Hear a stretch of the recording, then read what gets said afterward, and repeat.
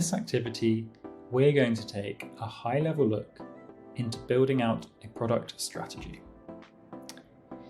Before a product manager dives into the details of their roadmap and developing product features, it's important for them to take a goal-first approach to strategically plan out what they want to achieve.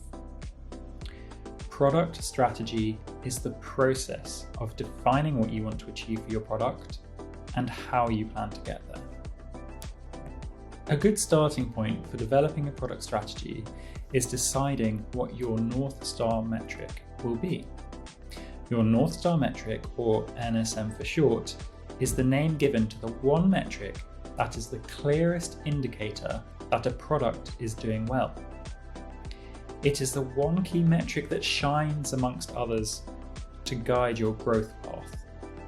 A good North Star metric is one that is measurable, shows value to your users, helps your business grow, and is aligned with your mission. When you identify the right North Star metric and stick to it, you improve customer revenue and value. Take a look at these examples of North Star metrics. Each of these metrics are measurable and clearly demonstrate value to the users that they serve. Once you've taken time to consider what North Star metric will help steer your company, the next step is to build reporting and measuring structure that sits beneath and supports this metric. These are most commonly called Key Performance Indicators, or KPIs. Product managers will use KPI data to monitor the success or failure of a product. KPIs can also identify changes which might require immediate action. If we go back to our earlier example of Spotify, we can remember that their North Star metric was time spent listening. So we can also deduce the types of KPIs that would be in place to measure against this North Star metric.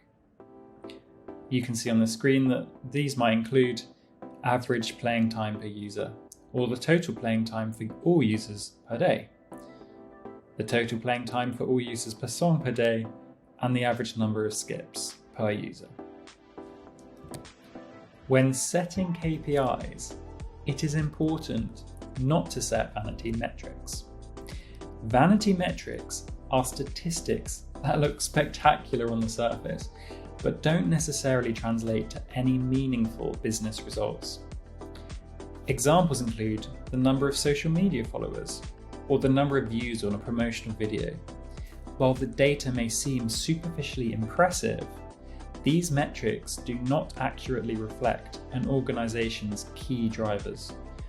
For example, active users, engagement, the cost of acquiring new customers, to name but a few. And they provide very little insight into how a product or initiative relates to broader business objectives. It is valuable when looking at KPIs to measure in cohorts of users and to blend in qualitative user feedback. This qualitative data helps bring empathy into your product decisions. Numbers will never tell you exactly what your customers really want, but when you can relate to the pain and experiences of the real people using your product, you set yourself up to deliver a truly valuable solution. When measuring satisfaction, it is important this is blended across the entire user journey. Happiness will peak and dip as the user interacts with different product features. Over time, attractive features become must-haves. Before you start building your product roadmap, it is crucial that you understand your customers, their needs and their pain points. Creating user personas is one way to empathize with your customers and to understand what matters to them. It is important to note that there can be many types of user personas associated with one product. For example, for some tech products, you would want to split out your personas for those that use your product every day and for those that administer your product. Being able to understand your user personas helps product managers to explain the why behind product decisions. It allows product managers to focus on the needs of the most important user groups, prioritize features that solve actual user problems, and implement new functionality in line with how customers will actually use it. The details that would be important to capture depend on the industry, market, and type of product. Here are a few different types of information that can be very useful to gather. Once you have a good understanding of your product strategy and users, you can start to build out your product roadmap. A product roadmap is a guide that joins your short-term and long-term goals together. It outlines how you hope to achieve these goals. Product roadmaps can span a variety of timeframes. That's because different companies and teams can have different timelines. One way of looking at a product roadmap could be to paint a forecast for the next 12 months, and commonly you might divide this into 4 quarters. These roadmaps will then be used as a communication tool to share the product strategy with the rest of the business and the priorities to achieve it. This includes the engineering team, who would then be responsible for actioning against the roadmap and building out the product features. A product cannot be successful without offering features to its users. Product features are a product's traits or attributes that deliver value to end users and help to differentiate that product in market. When it comes to software, product features can include any of the application's functionalities, capabilities, and even visual characteristics. But the key trait of any product feature should be the value or benefit it provides to the user. If we go back to our example of Spotify, there are several features that Spotify have built that clearly line up with their North Star metric of improving time spent listening.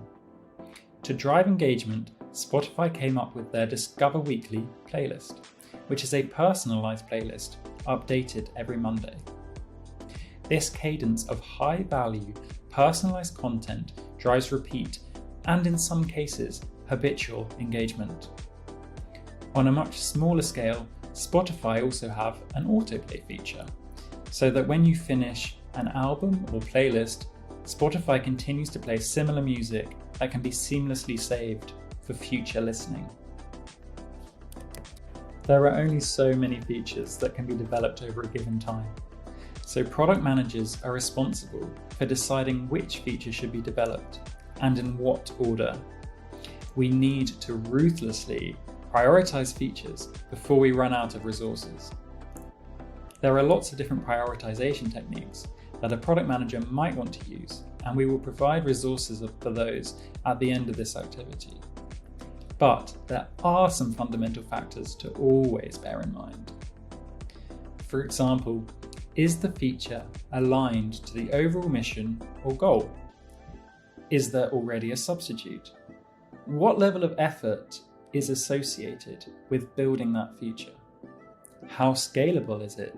i.e., is it relevant to all users or only a few? Usage frequency.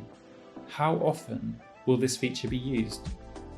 Will it provide a competitive edge and strengthen the position in the market?